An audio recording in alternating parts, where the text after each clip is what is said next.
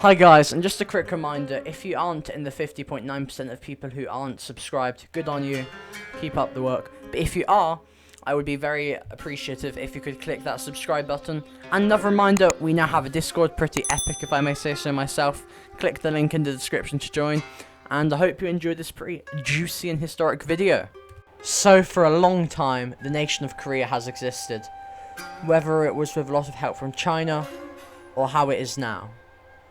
But still, it has been around for a long time, so that's what I'm going to be talking about. The history of Korea portrayed in Minecraft. Here we have the first kingdom of Korea, Gojoseon. Gojoseon was supposedly invented in 2333 BC by Dangun, who was a god and the son of a bear, supposedly. There is no proof that he existed, but that's what the people in North Korea at the time believed. Later along came Jin, which was in South Korea. All of a sudden, Korea heard a knock on the door. It was China, and they wanted in. So that's what they did. They came along, and they invaded Korea. And then China left, and then they came back, and basically Korea was just being Korea, not being Korea, and so on. And then all of a sudden, China collapsed for some time. This meant freedom for Korea. So they invented Goguryeo.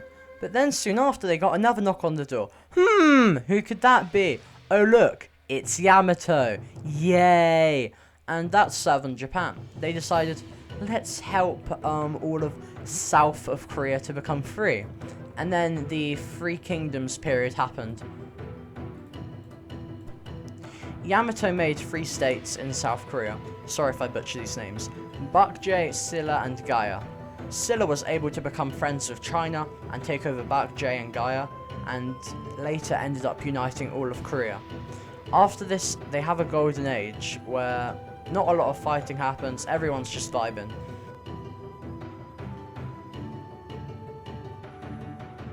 But then after that they collapse, and a place called Goryeo, which is where the name Korea comes from, takes over all of Korea and brings back Korean culture, I guess, and they make a new capital.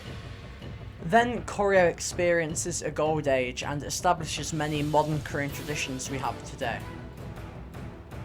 During this golden age, you're just walking around, enjoying the sun, enjoying lots of things. But then you look, and holy sh**, the fucking capital is on fire. You know why? It's the Mongols, and they're here for Korea.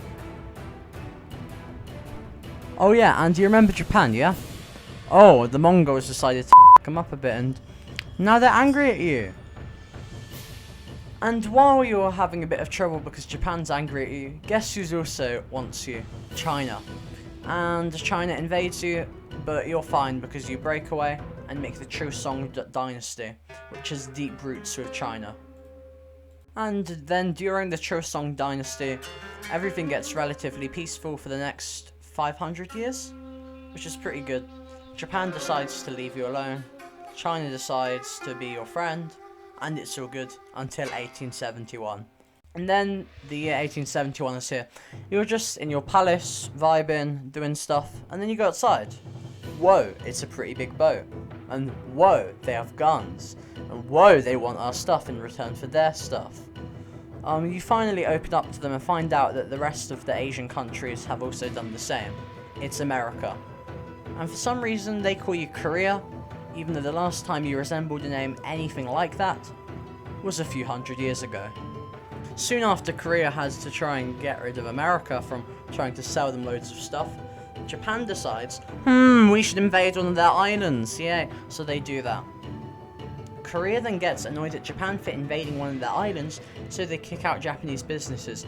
And then Japan gets annoyed at Korea for kicking out Japanese businesses because they invaded one of the Korean islands, and then decides to put troops in Korean cities. Soon after, there are no Japanese troops in Korean cities.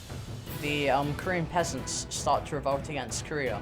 China then comes to try and stop the Korean peasants, but then Tokyo says that China is committing a crime by sending their troops to fight the presence. So then Japan invades Seoul and eventually makes all of Korea part of their empire. After World War II, Japan leaves Korea and the communists take North Korea and America takes South Korea. Stalin and Mao tell North Korea that if they invade South Korea, they'll help. So North Korea tries, and the Korean War begins. In the end, North Korea becomes a totalitarian state. The demilitarized zone, which is the most militarized zone in the world, which is basically the border between North and South Korea, is made, and South Korea becomes a capitalist state. I hope you did enjoy this video. If you did, please like and subscribe. If you like this style of video, please comment in the description, and bye.